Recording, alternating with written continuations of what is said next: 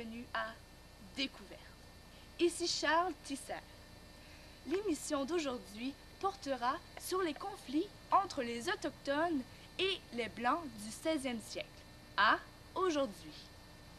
Retournons au 16e siècle, lorsque Jacques Cartier posa le pied à Terre-Neuve, au Canada.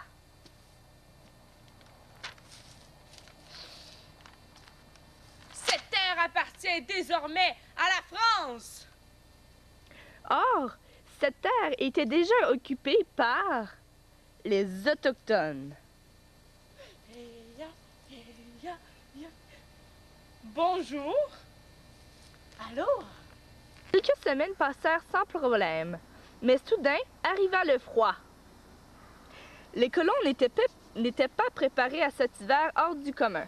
Heureusement, les Autochtones les accueillirent chaleureusement et leur montrèrent comment se débrouiller dans le froid.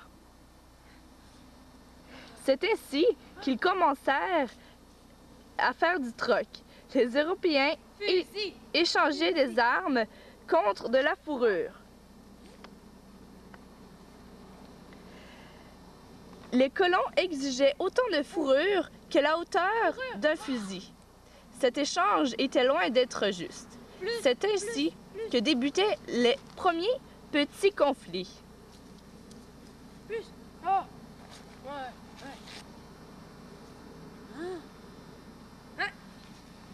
Le véritable problème débuta lorsque les Européens réalisèrent que leur territoire n'était pas assez grand pour les projets qu'ils envisageaient. Ils empiétèrent donc un peu sur les terres qui ne leur appartenaient pas. Les Autochtones, n'ayant jamais connu la notion de possession de territoire, faisaient face à un véritable problème. Qui dit arrivée de nouveaux habitants, dit arrivée de nouvelles maladies.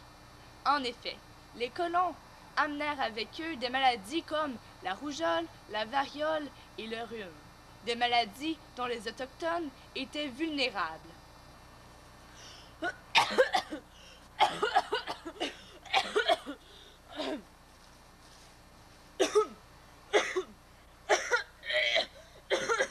De cette manière, sans même s'en rendre compte, du moins au début, les marchands et les explorateurs amenèrent des épidémies qui se répandirent de tribu en tribu. Des milliers d'Autochtones moururent de cette manière. En ce temps, les Européens envahirent littéralement les territoires avant peuplés d'Autochtones. Les nouveaux habitants bâtirent des maisons, coupèrent des arbres et montèrent des clôtures. Ça, être mon côté. Ton côté. Toi, reste de ton côté. Mais qu'arrivez-vous être de l'autre côté? Restèrent les Autochtones surpris et mécontents. Et ce sont ces malentendus qui générèrent des combats et même parfois des massacres d'Autochtones.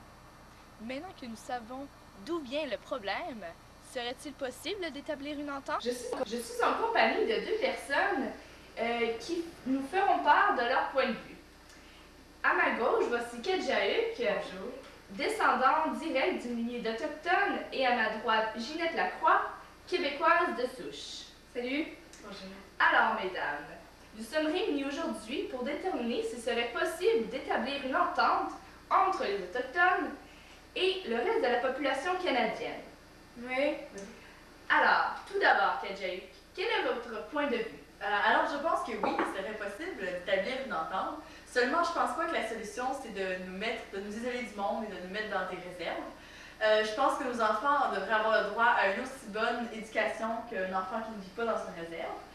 Puis je pense aussi qu'on aurait le droit à plus d'espace parce que, comme on l'a vu tout à l'heure dans l'émission, on voit que le Canada, ça nous appartient aussi.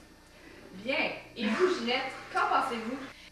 Eh bien, je suis d'accord avec Kedjaük. Ces terres leur appartiennent aussi, cependant, il serait très problématique, voire même impossible de redonner ces territoires aux Autochtones, car des maisons sont déjà construites et puis des villes entières y sont déjà bâties. Je crois tout de même que le problème ne se réglera pas en donnant une petite somme d'argent aux réserves autochtones, car comme fait le gouvernement en ce moment.